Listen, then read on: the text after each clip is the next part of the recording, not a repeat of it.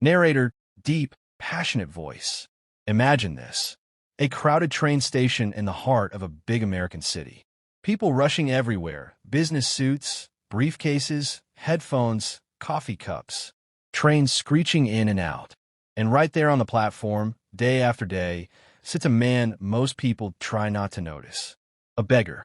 His clothes are worn, his sign says anything helps, and his hand is always out. His name? Let's call him Jack. Jack had been at that station for years. He survived on whatever loose change or dollar bills passengers tossed his way. Some days good, most days barely enough for a meal. He watched millionaires in first-class seats, families on vacation, young dreamers with backpacks. And he wondered, why them and not me? But Jack never asked himself the real question, what am I giving? One ordinary afternoon, as a long Amtrak train pulled in, Jack spotted him. A tall, sharp-dressed man stepping onto the platform. Expensive suit, polished shoes, confident stride. The kind of guy who looks like he owns the world. Jack's eyes lit up. This one's loaded. He'll drop a 20 easy. Jack shuffled over, hand out. Sir, spare some change? Anything helps. The tall man stopped, looked down at Jack, not with pity, not with disgust, but with curiosity. He spoke calmly, firmly. You always ask. Every day, every train. But tell me something, do you ever give? Jack blinked. Give? Sir, I'm a beggar. I don't have anything to give. The man smiled slightly, not mocking, but knowing. Exactly. If you have nothing to give, you have no right to ask. I'm a businessman. I believe in one thing, value for value. Give and take. Exchange. If you offer me something, anything of value, then I can give back. But if it's just taking, the world doesn't work that way. Jack stood frozen as the man boarded the train. The doors closed. The train pulled away. Those words hit Jack like a freight train. He sat back down on the cold concrete, replaying it over and over. If you have nothing to give, you have no right to ask. For the first time in years, Jack felt something stir inside him. Not anger, not shame, but a tiny spark. A question. What if? I could give something, but what? He had no money, no skills, no connections. He was just a beggar. 2 days passed. Jack kept begging, but the words haunted him. People gave less than usual. Maybe they sensed his desperation. Maybe he was tired of asking without offering. On the third day, sitting by the tracks, Jack noticed something he'd ignored for years. Wildflowers. Growing along the fence, between the rails, in the cracks of the platform. Simple daisies, dandelions, a few roses from someone's tossed bouquet. They were free, beautiful, and people loved them. A light bulb moment. Why not? Jack thought. What if, instead of just asking, I give them something beautiful in return? A flower for their kindness. He carefully picked a handful, gentle, respectful. Not stealing from gardens, just taking what nature offered. He wrapped them in an old napkin, made small bouquets. Next train rolled in. Jack stood up, not slouched, not defeated. He walked with purpose. A woman in a hurry dropped $1 in his cup. Jack smiled, first real smile in years, and handed her a daisy. Thank you. This is for you. She paused, looked surprised, then smiled back. Oh, thank you. That's sweet. She kept the flower, tucked in her bag. Another passenger, a young guy with earbuds, tossed $2. Jack gave him a small bunch. Here, man. Brighten your day. The guy laughed. Dude, that's cool. Thanks. Word spread fast. People started looking for Jack. Not out of pity, out of curiosity. Hey, the flower guy. That day, Jack made more than he ever had. Not just money, respect, dignity, but the flowers ran out quick. When the last one was gone, the giving stopped, and so did the donations. Jack realized it wasn't charity anymore. It was exchange. Value for value. He started coming earlier, picking more flowers. Every morning, a new batch. Days turned into weeks. Jack's cup filled faster. People smiled more. Some even waited for the train just to see him. Then, one afternoon, the same tall man stepped off a train. Suit still sharp, eyes scanning the platform. Jack saw him, heart racing. This was it, the moment. He walked straight up, not begging but offering. Sir, remember me? Today, I have something for you. Jack held out a beautiful bouquet of fresh flowers. If you give, I'll give back. Value for value. The man looked impressed. He reached into his pocket, pulled out a 20, placed it in Jack's hand, and took the flowers. Wow, the man said, grinning. Look at you. You become a businessman. Just like me. Jack's chest swelled. The man boarded his train. As it pulled away, Jack stood tall. He looked up at the sky, tears in his eyes, and shouted loud enough for the whole platform to hear. I'm not a beggar anymore. I'm a businessman. I can build something real. People stared. Some whispered, poor guy's lost it. Others smiled, nodding. But Jack knew. Something had shifted forever. That was the turning point. But Jack's journey was just beginning. What happened next would change everything. Narrator. Jack didn't go back to the same spot the next day. He couldn't. That shout to the sky, it wasn't just words. It was a declaration, a new identity. He woke up early the next morning with fire in his belly.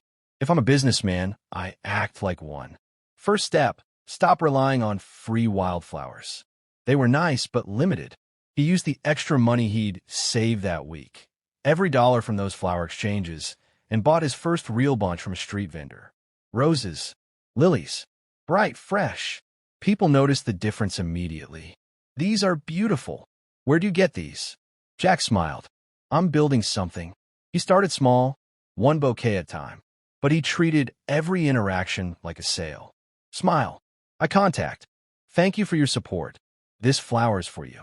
People didn't just give, they bought. They felt good giving because they got something beautiful back. The law of reciprocity kicked in hard. Weeks passed. Jack's daily earnings grew. $50, $80, $120. He saved every extra cent. No more cheap meals, he invested. One day, he rented a tiny cart near the station entrance. Nothing fancy, just a folding table, a sign, fresh flowers, a little beauty for your day. Price, $2 to $5. But he still did exchanges for those who couldn't pay much. Word spread like wildfire. Commuters told friends. Social media posts. Met the coolest guy at the station. Trades flowers for smiles and cash. Photos of Jack handing out bouquets went viral locally. 6 months later, Jack stepped onto that same platform.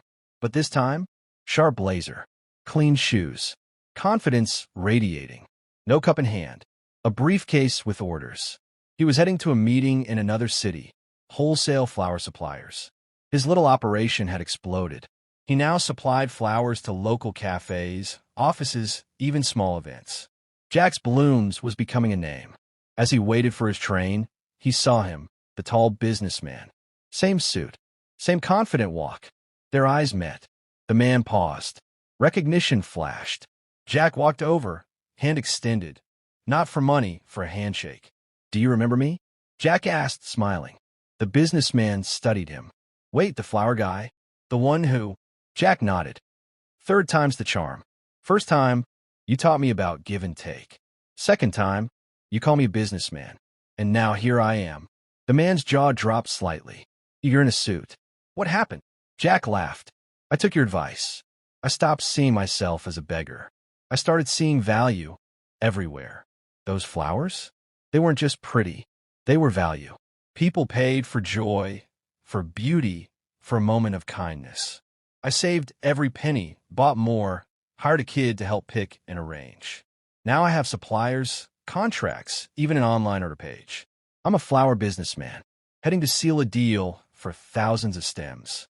The businessman shook his hand firmly. Incredible. You listened. You acted. Most people hear truth and do nothing. You changed everything. They talked for a few minutes. Train delays gave them time. Jack shared how shifting his self-image from taker to giver-creator unlocked everything. You said the world runs on exchange. I finally believed it. And I believed in me. As the train arrived, they stepped on together. Two businessmen now. Equals. Emotional music peaks. Friends, this isn't just a story about flowers or a beggar. It's about you. The tall man knew a universal truth. Success doesn't come from asking harder. It comes from giving first. Value first. Jack proved it. He had nothing. No education, no capital, no network. But he had one thing, willingness to change his mind. He stopped saying, I can't. He started asking, what can I give? And the universe answered. So ask yourself today, what story are you telling yourself? I'm broke. I am stuck. I don't have enough. Or, I'm a creator. I give value. I build. I rise. Change the story. Change the identity. Everything else follows. The American dream isn't about luck. It's about mindset plus action plus value. Jack went from platform beggar to blooming empire because he dared to believe he was more. You are more. Stop begging for opportunities. Start creating them. Give value, your time, your kindness, your ideas, your hustle. And watch the world give back. If a man with nothing but flowers can build a business, what's stopping you? Believe bigger. Give first. Receive abundantly. Your empire is waiting. Go build it.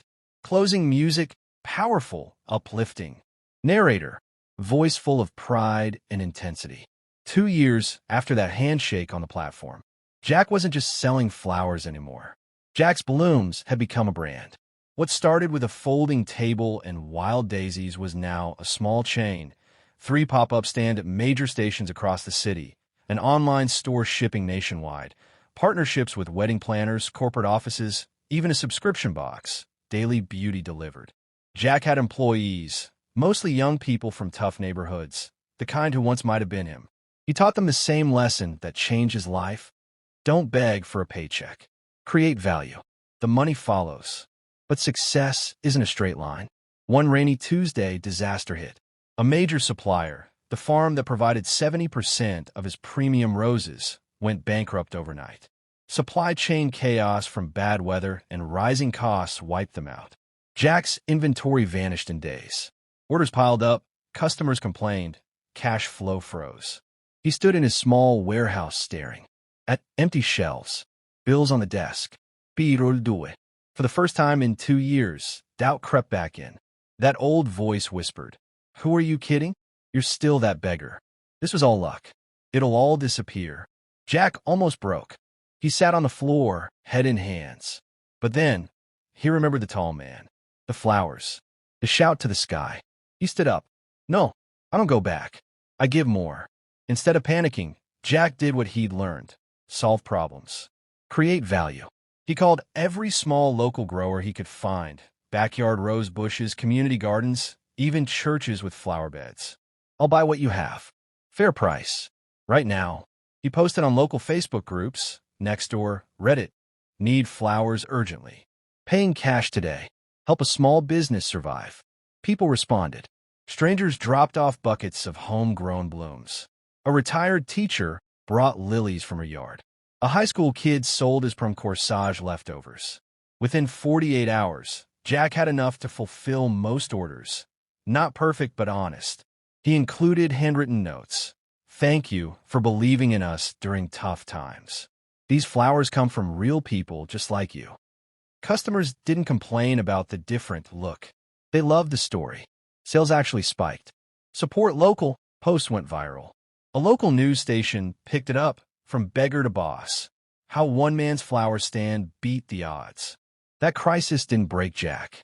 It built him stronger. He diversified suppliers, built relationships, created a grower network program, paying fair wages to backyard farmers, turning side hustle growers into partners. By year 3, Jack's Blooms had a flagship store near Grand Central, bright, welcoming, with a wall mural of wildflowers and the quote, "Give first. The rest follows." And yes, the tall businessman came back. Not by chance this time. He'd seen the news story, tracked Jack down, walked into the store on a busy Friday afternoon. Jack looked up from arranging a massive corporate order. Their eyes met. The tall man smiled wide. "I knew you'd do it, but this is beyond." They hugged like old friends. No suits versus rags anymore. Just 2 men who'd both built something real. The businessman pulled Jack aside. "I want to invest. Not charity. Partnership. Let's take this national. Franchises. Delivery app. The whole thing." Jack paused, looked around his store, laughing customers, buzzing staff, flowers everywhere. "I appreciate it," Jack said, "but I've got a different plan." He led the man to the back room. On the wall, photos. Not just the bouquets. Of people. The single mom he hired as manager. The veteran who now runs deliveries. The The teen who started as a part-timer and is now studying business on Jack's scholarship fund. This isn't just about flowers anymore, Jack explained. It's about giving people what I once needed, a chance. A new story. Dignity. He turned down the big investment. Instead, he used profits to start Blooms of Hope, a nonprofit arm. Free flower deliveries to hospitals, shelters, veteran centers. Training programs for people rebuilding their lives. He mentored dozens. Told his full story, no sugarcoating. I was invisible. Then I decided I wasn't. You can too. One evening, years later, Jack stood on that same original platform. Not begging, not selling, just remembering. A young guy, maybe 20, hoodie, backpack, looking lost, approached him hesitantly. "Excuse me, sir, are you Jack? The flower guy from his stories?" Jack nodded. The kid swallowed. I don't have much. Lost my job. Kind of feel like giving up. But I read about you. How you started with nothing. How you changed." Jack reached into his pocket, pulled out a single fresh daisy, not for sale, just because. He handed it over. "This is for you. Not because you asked, because you showed up." The kid stared at the flower, eyes filling. Jack put a hand on his shoulder. "Listen, the world doesn't owe you anything, but you owe yourself everything. Stop waiting for someone to hand you a break. Find one thing, anything, you can give. Start there. The rest builds itself." The kid nodded slowly. "Thank you." As he walked away, clutching the daisy, Jack looked up at the arrivals board. Trains coming and going. People rushing. Life moving. He smiled quietly. He wasn't just a businessman anymore. He was proof. Music swells, epic, emotional crescendo. Friends, this story didn't end with money or fame. It ended with meaning. Jack learned the deepest truth of all. Real success isn't measured by how much you take. It's measured by how much you give and how many lives you lift along the way. The tall man gave Jack a truth. Jack gave it to the world. Now it's your turn. Wherever you are right now, stuck in a job you hate, broke, doubting yourself, starting over. Ask the question Jack finally asked. What can I give today? Your skill, your time, your encouragement, a smile, an idea, a kind word. Give it first, without expecting. Then watch. Doors open. People show up. Opportunities chase you. You don't need permission. You don't need capital. You need conviction. Change your identity. From victim creator. From broke builder. From invisible unstoppable. The beggar became the giver. The giver became the legend. You're next. Start today. Give something. Anything. Your empire isn't out there. It's already inside you, waiting for you to believe it's real. If this series fired you up, smash that like button. Subscribe for more stories that hit the soul. Comment below, what's one thing you're giving today to change your tomorrow? Tag a friend who needs this. Let's build empires together. One act of value at a time. You were born for more. Go claim it.